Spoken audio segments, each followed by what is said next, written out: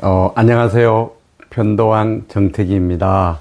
오늘은요, 많은 분들이 걱정하시는 편도스 및 아데노이드 수술 후에 출혈을 어떻게 하면 막을 수 있는지, 하루하루 어떤 점을 주의해야 하는지를 정리해 드리려고 합니다. 영상 보시고 나면요, 출혈 걱정을 훨씬 덜 수 있을 거예요. 끝까지 시청해 주십시오. 교과서나 발표된 논문을 보면 수술 1일차와 7일경에 출혈이 제일 많다고 하는데, 제가 2024년도에 527명의 어린이들에게 편도스 및 아데노이드 수술을 했는데요.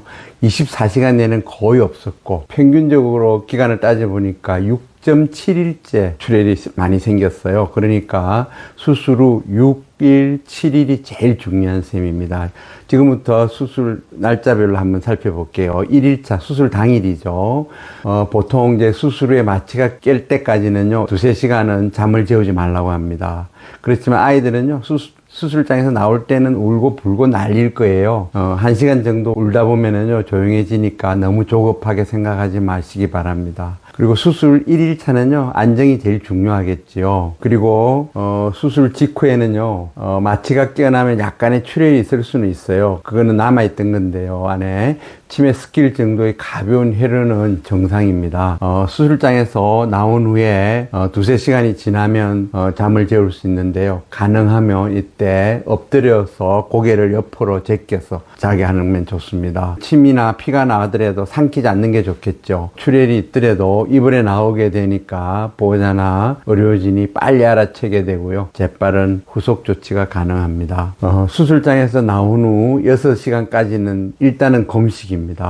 물도 마취가 완전히 깬 후에 의료진의 안내에 따라 시작을 하게 됩니다. 보통은 수술 후에 6시간이 지나면 장 운동이 회복되니 처음에 물을 조금 마셔보게 하고 30분 정도 기다린 후에 구토나 배, 복부 통증 같은 걸 호소하지 않으면은 이때부터 찬 우유, 아이스크림 같은 음식을 섭취하기 시작합니다.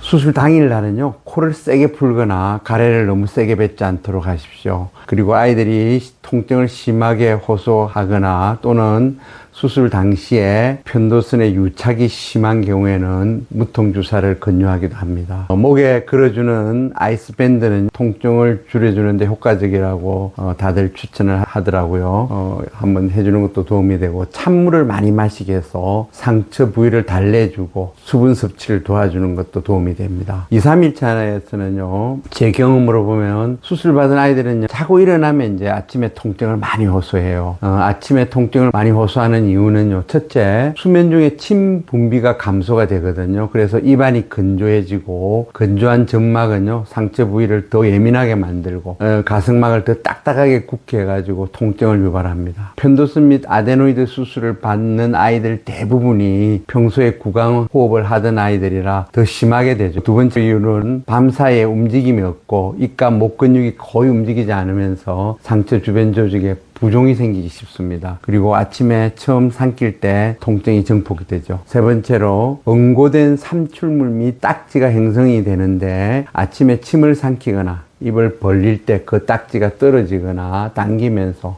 통증이 유발이 됩니다. 그리고 네 번째로는요, 야간에는 음식을 먹지 않기 구강 내 혈류가 줄어들고 상처 주변에 혈류 정체가 생기고, 이로 인해 상처 부위가 부어서 예민한 상태가 됩니다. 그러니까 누워있으니까 피가 쏠린다는 셈이죠. 그리고 통증을 줄이는 아침 루틴 팁을 가르쳐 드리면은요, 기상 직후에는 차가운 물로 입을 헹구라 그러시고, 그리고 공복이지만은요, 진통제 시럽을 복용시키십시오. 훨씬 낫습니다.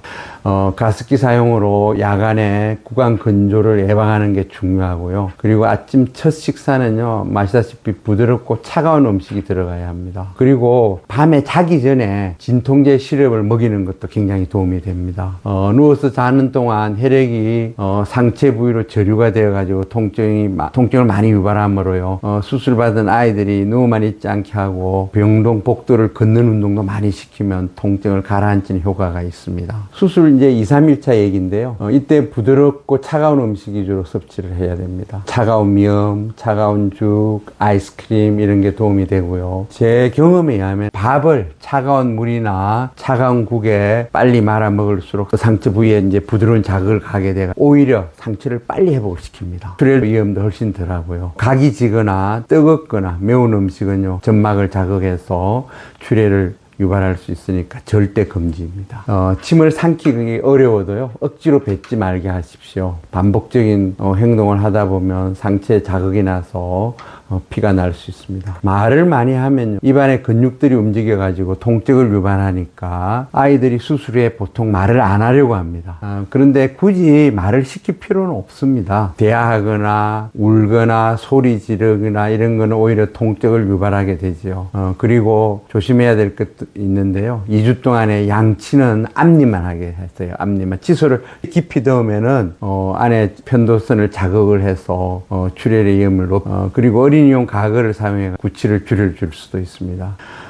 보통 가피 하얀 딱지는요, 수술 후에 2일차부터 생기기 시작하고요, 보통 6, 7일차부터서 이제 조금씩 새살이 돋아나면서 떨어져 나오게 됩니다. 이 가피 생성은 자연스러운 회복 과정이에요. 그리고 4, 5일차 되면 이제 그때는 그 가피 딱지가 조금씩 단단해지고 있기 때문에 자극을 주면은 쉽게 떨어져서 출혈염이 높아지는 시기거든요. 아이들이 이제 특히 과격한 운동이라든지, 너무 심하게 뛴다든지, 심하게 운다든지, 장난감을 입에 삼킨다든지, 이런 행동은 피해야 됩니다. 빨대도 조심하라고 그러죠. 잘못하다가는 빨아먹다가 자극이 돼서 출혈이 될 수도 있습니다. 그리고 6, 8일째가 되게 위험한데요. 이때 통증은 많이 줄어들죠. 되게 6, 8일째쯤에는 아프진 않다고 그러는데요. 근데 이때 이제 가피가 떨어지거든요. 막 떨어지면서 가끔은 통증도 유발이 될 수가 있습니다. 간혹 이때 기가 아프다고 그래요. 근데 귀로 가는 신경이 있는데요. 그 신경하고 목으로 가는 신경이 서로 이렇게 연결이 되어 있습니다. 그래서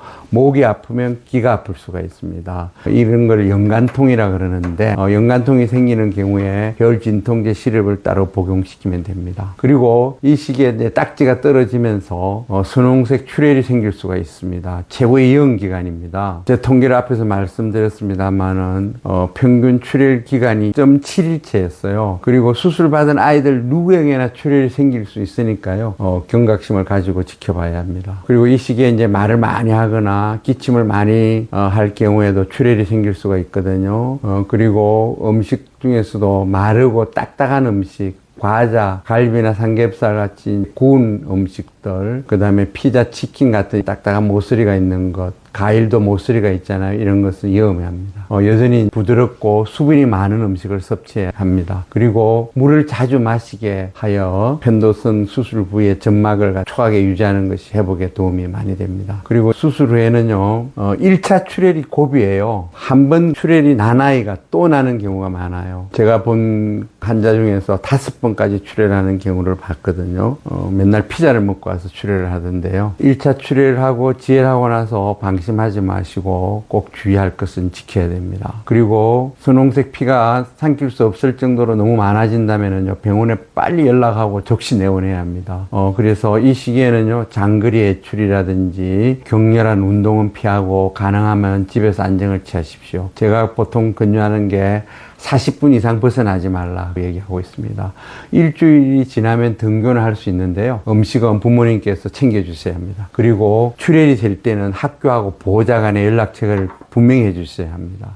응급사항이 생길 경우가 있잖아요. 그러면은 바로 병원으로 연락해서 바로 데리고 와야 합니다. 특히 이제 아이들이요, 밤 시간에 출혈이 많기 때문에 자기 전에는 아이의 컨디션을 꼭 체크해 주세요. 9일차 내지 12일차까지는 딱지가 거의 떨어지게 나가는 시기거든요. 상처도 훨씬 덜 민감해졌지만은요, 아직 완전히 아문 것이 아니기 때문에 이때 잘못하면은 피가 또 날 수 있습니다. 특히 과일 자른 거, 고기 구운 것, 과자, 아이들 이런 거 먹다가 피가 오는 경우가 많습니다. 그런 것들은 2주까지는 조심해야 됩니다. 간혹 이제 이 시기에 소량의 혈흔이 침에 섞일 수 있지만은요, 대량이 아니라면 걱정을 크게 안 하셔도 됩니다. 보통 이때는 이제 입을 벌리고 사진을 찍어서 병원에 보내면 우리가 판단해서 밤에 오게 하거나 아니면 그 다음날 자고 오게 하는 정도로 보고 있습니다. 운동은 2주차쯤 되면 조금씩 해도 됩니다. 처음에는 가벼운 스트레칭부터 하고, 목욕과 샤워도 처음에는 미지근한 물로 하면서 조금씩 정상으로 올라가면 됩니다. 그리고 정기적으로 예래는 저는 수술 후 1주 그리고 2주차 때 이렇게 보게 되는데 이때가 중요합니다. 2주차 때 오시면은요, 이제 정상적으로 식사를 할 수 있도록 하게 되고요. 이렇게 14일간 하루하루 어떤 걸 주의해야 하는지 정리를 해드렸습니다. 출혈은 예방이 최선입니다. 오늘 안내드린 내용을 지키면 출혈 없이 안전하게 회복할 수 있습니다. 출혈이 되더라도요, 당황해하지 마시고 병원에 전화하셔서 도움을 받으시길 빕니다. 김해 서울 이비인후과는 24시간 응급사항일 때는 직원에게 연결이 됩니다. 도움이 되셨다면 좋아요, 구독 부탁드립니다. 편도선 및 아데노이드 수술에 대해서 궁금하신 거는 제가 운영하는 편도왕 블로그를 이용해 주시고, 그리고 유튜브 채널 댓글을 남겨주시면 답해 드리도록 하겠습니다. 고맙습니다.